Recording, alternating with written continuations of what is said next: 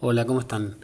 Bueno, vamos a comenzar con este primer texto que se llama Sociología. Es del sociólogo inglés contemporáneo Anthony Giddens, que en este caso escribe un texto que podría considerarse de divulgación de ciencias sociales. Vamos a ver el capítulo 1 y el capítulo 2 de este autor. Así que comencemos.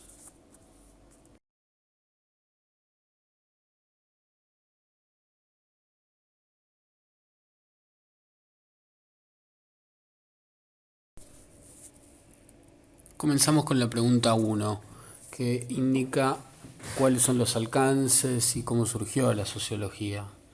La tienen en la página 1 y ahí lo que expresa Giddens es que la sociología en general estudia la vida social humana, grupos, sociedades, cómo se han constituido estos grupos, estas comunidades, cuál es el origen de esa constitución y, y qué perspectivas, digamos, de futuro. Algo muy general y muy introductorio lo que expresa Giddens acá.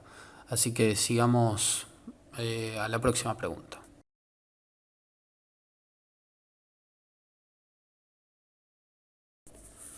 Bueno, en esta pregunta 2 ya sí queda planteada un concepto que nos interesa recuperar.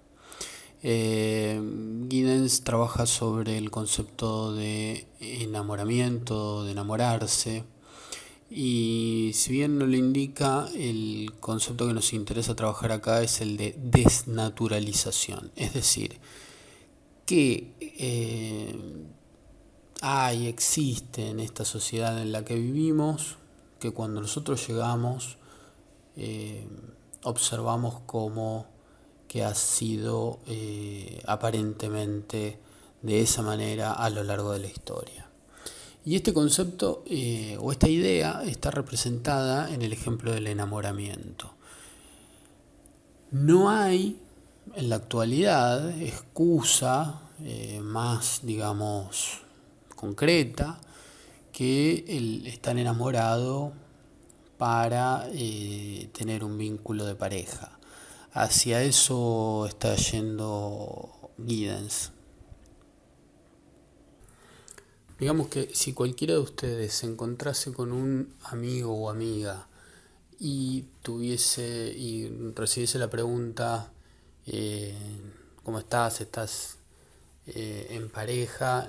A nadie se le ocurriría decir sí, estoy en pareja porque me conviene o porque estoy aburrido o aburrida. La excusa para estar juntos, juntas, tiene que ver con eh, la pasión, el deseo, el amor. ¿Sí? Este concepto no es un concepto que ha de alguna manera servido siempre a lo largo de la historia para explicar por qué las personas eh, pretenden estar juntos, estar juntas. Y a lo que apunta Giddens es que realmente es bastante novedoso. Si ustedes empiezan a pensar sobre el tema, esto es lo que haríamos en la clase presencial, eh, desarrollar algún tipo de preguntas y en la virtual podemos también intentarlo. Aparecen siempre distintos ejemplos, si miramos para atrás, de abuelos, bisabuelos, incluso padres, que han encontrado, digamos, el enamoramiento después de la pareja. ¿Sí? Y esto, si remontamos mucho más hacia atrás, es cada vez más común.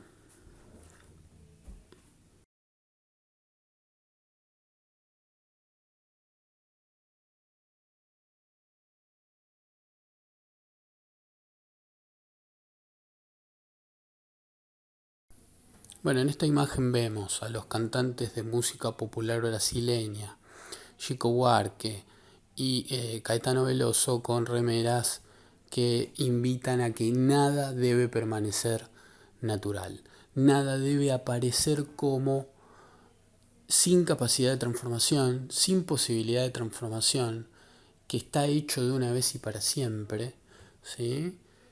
Los movimientos de mujeres, por ejemplo, últimamente cuestionan algo que está naturalizado, ¿sí? Que sería, los invito y las invito a trabajar, por ejemplo, eso en el Classroom.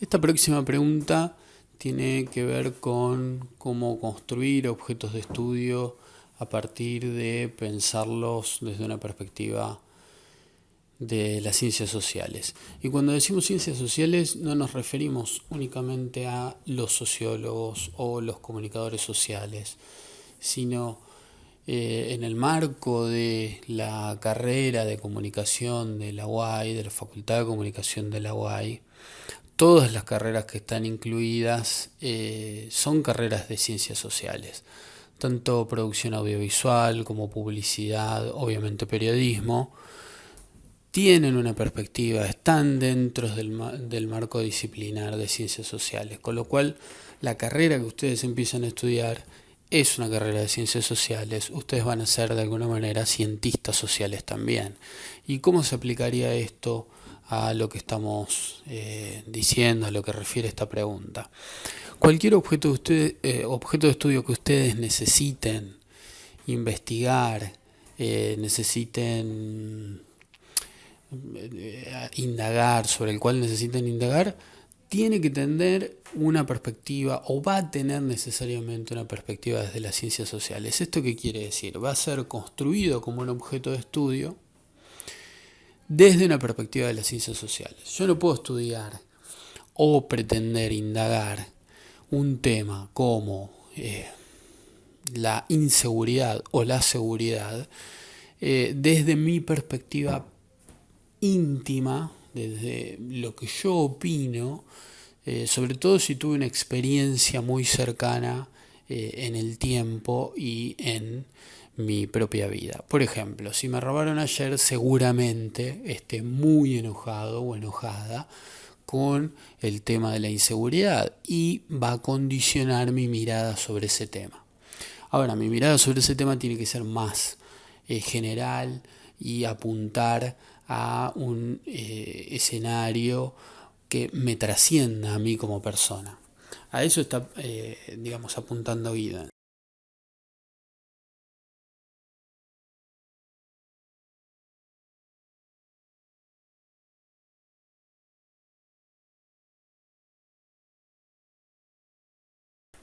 El ejemplo que tienen a continuación sobre el aborto da, a partir de una nota periodística que se basa en datos recolectados sobre un año de la experiencia española que despenalizó la interrupción voluntaria del embarazo, como se lo denomina acá, podemos ver datos estadísticos concretos. ¿Qué quiere decir esto?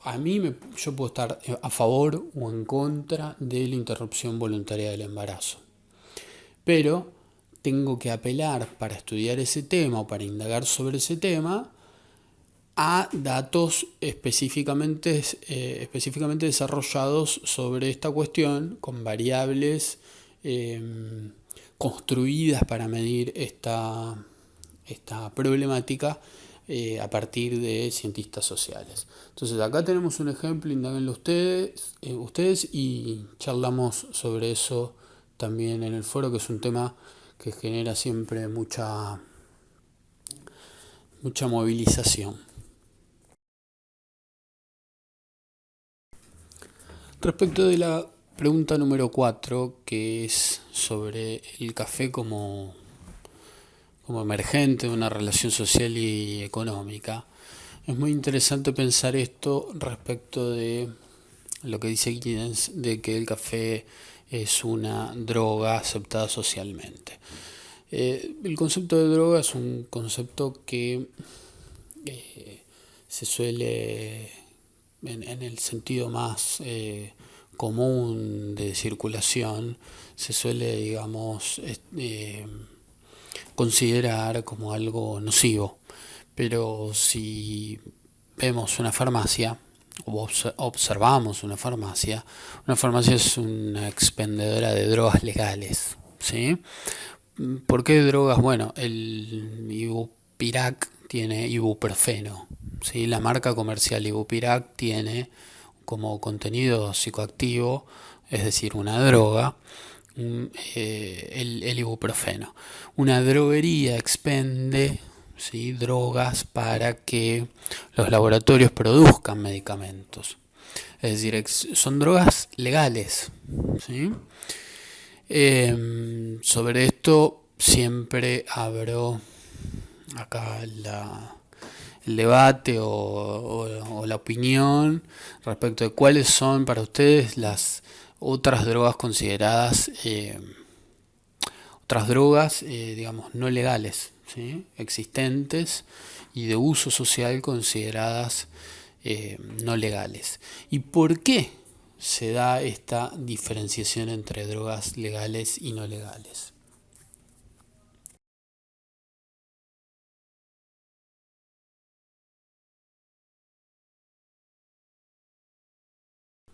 Bueno, en este caso tienen un ejemplo de lo que decíamos antes. Tienen en un mapa del mundo una muestra de dónde está aceptado socialmente la tenencia o el consumo de, en distintas instancias, pequeñas o más que pequeñas cantidades de cannabis. Vamos a trabajar sobre esto en el foro seguramente. La próxima pregunta tiene que ver con cuándo un tema puede tener relevancia para las ciencias sociales. Es decir, cuándo sale de la esfera individual, de lo que a mí me pasa, de lo que yo siento, de una problemática circunscripta a un número reducido de personas, a ser una situación, un tema, una problemática, como decíamos, que atañe más número de personas. Por ejemplo, si yo me engripo, es un problema más circunscripto a mi persona. Ahora, si hay una epidemia o una pandemia, como en el caso del coronavirus, es una cuestión más de problemática social. Lo mismo está pensado respecto del divorcio y respecto de el suicidio, por ejemplo, ¿no? Como indica Giddens. El divorcio puede ser que una persona se divorcie. Ahora, se divorcia el 30% de la población. Hay una dinámica social que va a tener un impacto en la economía, en las relaciones individuales, en cómo las instituciones atraviesan esta dinámica, cómo la sobrellevan, en la burocracia, en el cuidado de los niños y niñas. En toda una serie de cuestiones que las ciencias sociales es relevante que se ocupen. Esto podría ser el objeto de un estudio, de un informe periodístico, de un objeto publicitario o de una producción documental en el caso eh, de PRAB, ¿no? Las carreras que tenemos en la facultad.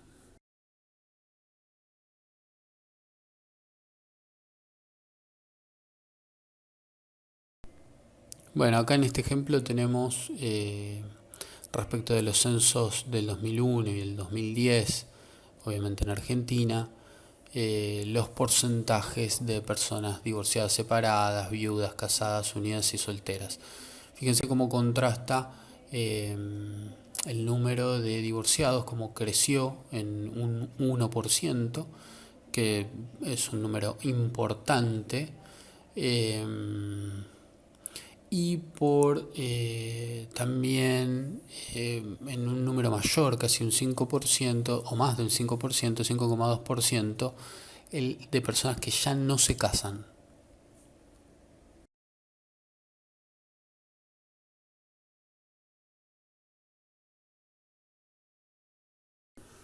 Bueno, esta pregunta es central en la guía, es una pregunta que vuelve también en el parcial y que puede también volver en un examen final.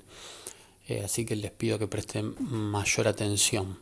Fíjense que está en la página 3 bien centrado el texto que corresponde a la respuesta.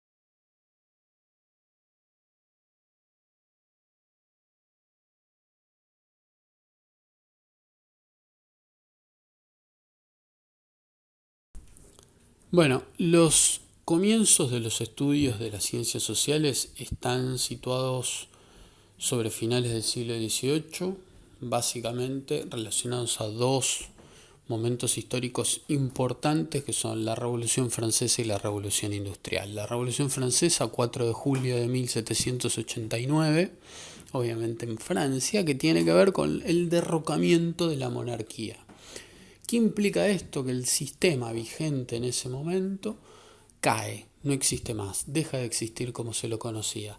Era un sistema que, si nos remontamos en la historia, desde la caída de el Imperio Romano, que también era un imperio, en 476 después de Cristo, es decir, por más de 1500 años, había generado formas de gobierno a lo largo de Europa, básicamente, pero también de el mundo, porque ha sido también el sistema que colonizó el resto de los continentes. Entonces, deja de existir la monarquía, no solamente en Francia, sino como un efecto dominó a lo largo de Europa, y eso produce también impacto en las colonias, como por ejemplo en Argentina, que a partir de la Revolución Francesa implica también, digamos, la caída del gobierno español y la posibilidad de la independencia en el Río de la Plata, en Argentina particularmente.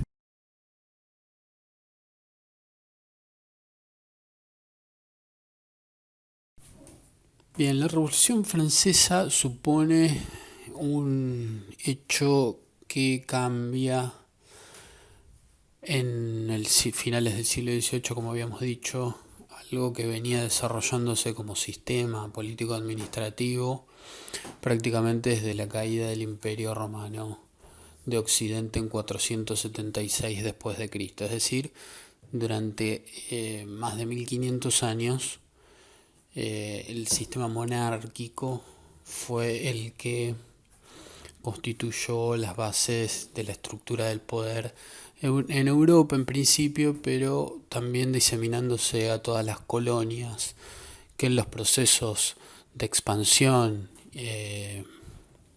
colonialista, obviamente, fueron desarrollándose por Asia, por América, por África.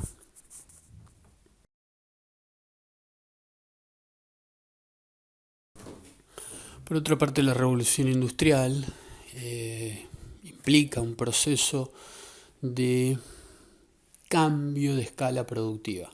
Si antes una persona podía producir un textil, un suéter, un pullover, digamos, diario, una prenda por persona, a partir de los procesos maquínicos, de la incorporación de la máquina y luego de la máquina a vapor, esta escala cambia de 1 a 200, o sea, cambia exponencialmente. ¿Esto qué supone? Bueno, la necesidad que tiene en principio Inglaterra, que es el país que primero se industrializa, genera esta revolución industrial, de expandirse también en sus territorios para poder ubicar estas materias primas. Esto supone también un cambio de los procesos demográficos, es decir, necesita incorporación de mano de obra esta revolución industrial. Entonces supone un cambio de traslación de las personas del campo a la ciudad. Pasan del campo a la ciudad, van del campo a la ciudad una gran cantidad de personas a trabajar. ¿Y de qué trabajan? Bueno, construyen las máquinas, operan las máquinas, arreglan las máquinas, comercializan las prendas que suponen toda esta producción, forman parte de los ejércitos que acompañan los barcos que comercializan alrededor del mundo estos productos. Entonces el escenario que tenemos es, se desintegró esa matriz productiva y administrativa y política que había gobernado el mundo durante 15 siglos. Esto supone una gran cantidad de preguntas y una gran cantidad de necesidad de respuestas por parte de las sociedades de la época.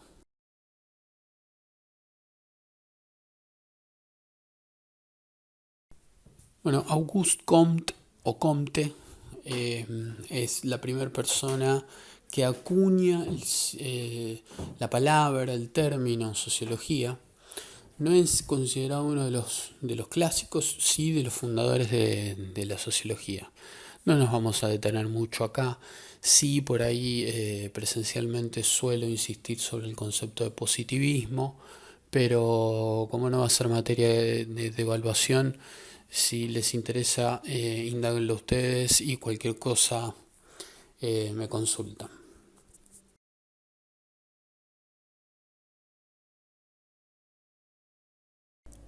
Bueno, pasamos a la pregunta 9, que consulta sobre el sociólogo Emile Durkheim. Es un sociólogo francés, o un cientista social francés. Es sí el que inaugura el campo de las ciencias sociales, de la llamada sociología. Fíjense, lo tienen en la página 5. Durkheim ya nace en el siglo XIX, en 1858, y fallece en el siglo XX, en 1917, una fecha crucial, que está relacionada con otro evento fundamental, que es la Revolución Rusa del siglo XX. Pero bueno, Durkheim produce sí un verdadero cambio en el estudio de ciencias sociales. Interrumpe esto que hasta allí, de manera intuitiva, muchas veces de la filosofía o de las llamadas metafísicas, se estudia en relación a distintos temas que después van a ser los temas de las ciencias sociales. Hasta allí los estudios son más de tipo intuitivo, subjetivo, de reseñar experiencias, de carácter inductivo, diríamos desde las metodologías o desde la lógica. Pero Durkheim va a empezar a invertir esto. Dice, bueno, si yo quiero saber sobre el suicidio, que es uno de los objetos que va a indagar Durkheim, que como decíamos antes, en este ambiente, en este contexto de la revolución industrial, es un fenómeno que se empieza a registrar muy fuertemente en el siglo XIX, y Durkheim lo empieza a estudiar, va a escribir una obra, un trabajo sobre esto que se va a llamar El suicidio, y allí va a indagar determinadas variables que van a constituir el fenómeno. Durkheim justamente trabaja sobre el concepto de hecho social, que es una especie de fenómeno que él lo circunscribe a cuáles son las variables que están constituyendo ese suceso, ese hecho social. Es decir, está constituido por variables que lo explican en términos de escala, en términos de alcance, en términos etarios, demográficos, en términos de acción. Concretamente, el suicidio, ¿a quiénes afecta? Afecta a personas que tienen empleo, que recientemente han llegado a la ciudad, no, jóvenes, viejos, mujeres, niños, o sea, a quiénes afecta. Ya no es la pregunta que se hubiese hecho la filosofía si era correcto o no era correcto suicidarse, sino si agradaba a Dios o no la teología, sino para Durkheim lo que él va a estudiar es el fenómeno en sí, el objeto en sí, con todas trazando variables, tratando de explicar cuáles son las dimensiones de ese hecho social como él lo denomina.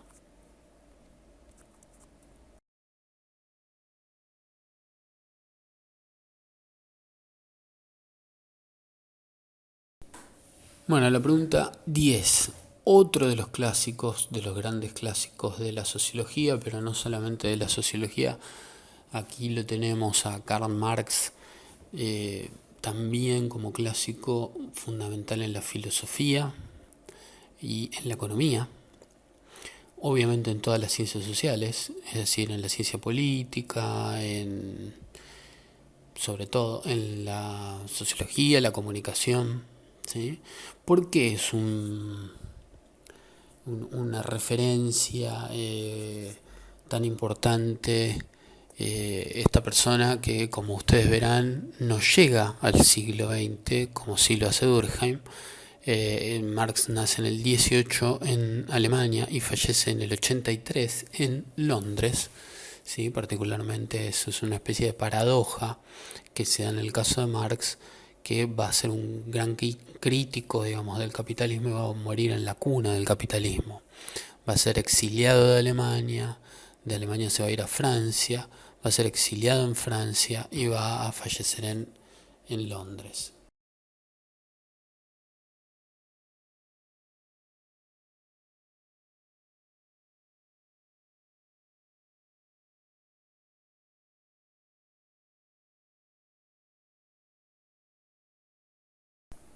Bueno, el último sociólogo que trabaja Durkheim o que vamos a destacar, Durkheim también destaca a Foucault y Habermas, pero lo dejamos en la pregunta 11 con Max Weber, que son los tres clásicos de la sociología, Durkheim, Marx y Weber, los que de alguna manera construyen la estructura sobre la cual se va a pensar la sociología del siglo XX.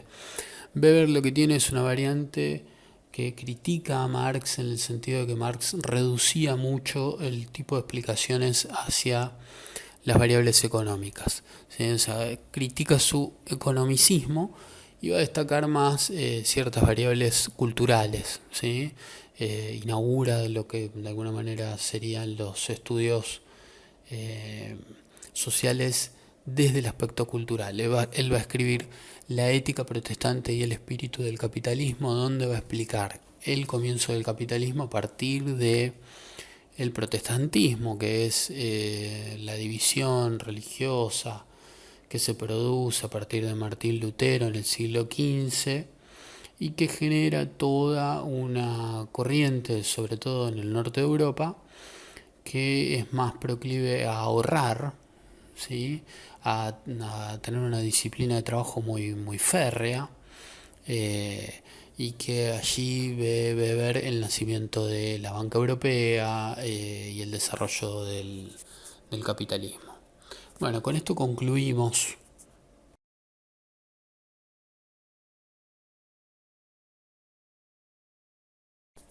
Decía, con esto concluimos el capítulo 1. Vamos a pasar al capítulo 2, pero en el siguiente video.